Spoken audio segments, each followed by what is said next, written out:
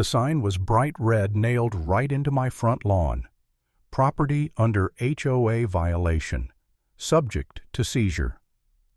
That was the morning I realized this wasn't some neighborhood misunderstanding. It was war. My name's Jacob Turner, and this is the story of how the president of our local HOA tried to steal my damn house. I live in a small wooden cabin by Silver Willow Lake. My grandfather built it in the 70s, long before the Silver Willow Lakeside Community Association ever existed. I grew up here fishing on that pier, painting the porch every summer with my dad. When he passed, the house came to me. It's not fancy, but it's mine. Every board, every nail, every memory. So when I first moved back last year, I wanted peace. I kept to myself, waved to neighbors, mowed the grass, minding my own business. Then she showed up. Eleanor Scott, HOA president. Platinum curls, beige blazer, always a clipboard under her arm, and that fake smile like she'd already decided she was better than everyone else. She came to my door one morning, heels crunching the gravel, and said, "This property was promised to my son. You're occupying it by mistake." I laughed, thinking it was a joke. She didn't. Her face stayed perfectly still. "We'll review the situation," she said, and walked away. 3 days later, I got my first notice. Violation 001, front door handle, not compliant with HOA standards. Then another one, 002, grass excessively damp. I live next to a lake, for God's sake. Damp grass is kind of the point. At first, I thought maybe it was some glitch in the system, so I called the HOA office. Except there was no office. The number led straight to Eleanor's personal voicemail. The letters kept coming, all stamped with Silver Willow HOA Enforcement Division, a department that didn't even exist. My mailbox started to look like a Christmas tree made of fines.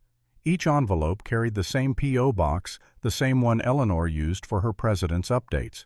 That's when it hit me. She was making them herself. I started documenting everything: dates, photos, envelopes, postmarks.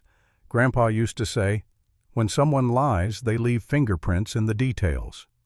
So I built a binder thick as a Bible filled with every threat she sent me. Then one night around 10 p.m., I heard laughter outside. I looked out the window and saw a group of teenagers on my dock. One of them, Eleanor's son Aiden, was holding a metal bat. They were smashing my mailbox post, yelling, "Get out of our lake house." I turned on the floodlight, stormed out with my phone recording. They scattered like rats. When I reported it, the officer sighed. "You're not the first one with trouble from the Scotts," he said. The next morning, another notice appeared. Failure to maintain community harmony. That one made me laugh. Then it made me furious. But anger didn't fix things. The stress started eating at me. I couldn't sleep. I'd lie awake listening to every creak in the walls, waiting for the next knock, the next threat. And a part of me started whispering, "Maybe you're the problem, Jacob. Maybe I should just sell, move away, stop fighting ghosts." One night I sat on the porch, staring at the reflection of the house in the water. I thought about Grandpa, how he fought to keep this land through the flood in '85. I heard his voice in my head, calm and steady. "If you run from bullies, they build fences around you." That's when something clicked. I wasn't going anywhere. The next morning I called a lawyer. Marcus Hale. Big guy, loud laugh, the kind of person who could turn legal talk into plain English. I handed him my binder. He flipped through it, whistled low, and said, "She's not just overstepping, she's committing fraud." We sent a cease and desist letter, quoting state law. Since my property was built before the HOA, it was legally exempt. For a week, everything went quiet. I started to breathe again. Then the hammer dropped. I got a letter from the county office, a property transfer notice. According to public record, I had signed over my house to Aiden Scott. Except I hadn't. Marcus and I drove straight to the recorder's office. The deed had my signature, my forged signature, and a notary seal that had expired months before. The notary reported her stamp stolen 3 months earlier. Eleanor had filed it herself. That's when this stopped being HOA harassment and turned into a federal crime. The district attorney opened a fraud investigation. Meanwhile, Eleanor acted like nothing happened, still driving her Lexus, still waving at neighbors like she didn't just commit grand theft real estate. But I wasn't sitting idle. A week later, during a heavy rainstorm, My dog started digging by the dock. He pulled out a mud-covered USB drive. I cleaned it off, plugged it in, and nearly dropped my laptop. Inside were PDFs of every fake letter, every deed draft, all tagged with metadata. User, escott@silverwillho.org. Mail to escott@silverwillho.org. Her fingerprints, exactly where Grandpa said they'd be. Marcus grinned when I showed him. "Jacob, that's the bullet. Keep it safe. The end's coming." And it did louder than thunder. It was 2 a.m. when headlights flared outside my gate.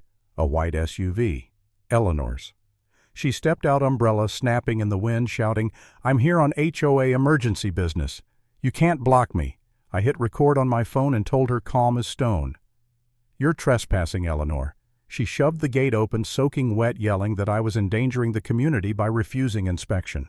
That's when the police cruiser rolled up behind her, lights flashing blue across the rain. She froze. For once, she didn't have a speech prepared. The officers cuffed her right there, mud splattering her beige suit. Aiden stumbled out of the passenger seat, stammering excuses, something about just helping Mom, but the cops had already found the forged paperwork in her car. Mail fraud, forgery, attempted property theft. They hit her with every charge in the book. When the news broke, the rest of the HOA board turned on her instantly. Residents came forward with stories how they'd been forced to pay special fees in cash to her personal account, how she threatened to tow cars if people voted against her. Turns out Eleanor had been running the HOA like her own kingdom for years. At the trial, she stood there in her beige blazer, again voice trembling but still defiant. I was protecting our community. Then Marcus pressed play on the USB audio file. Her voice filled the courtroom, cold and certain. "We'll legalize the takeover through paperwork. Once he's out, Aiden moves in." The room went silent. The judge's face didn't move for a long moment. Then the gavel came down. 22 years in federal prison. No parole. I didn't cheer. I didn't smile. I just walked out into the courthouse parking lot, the air heavy with rain, and looked up at the gray sky. Back home, the lake was calm again. The porch light reflected off the water like it used to when Grandpa sat there at night. I ran my hand along the old wooden railing and felt the rough grain, the same boards he'd built with his hands. For months, Eleanor's voice had haunted this place, her threats, her arrogance, her need to control. But that night, all I heard was silence. Honest, peaceful silence. I didn't win anything spectacular. I just got my home back, my name back. And that was enough. Because in the end, bullies don't always come with fists. They come with letterheads, fake smiles, and a sense of entitlement. And when they do, you fight them the same way you fight any thief, by shining a light so bright they can't hide anymore. Never let silence protect the powerful.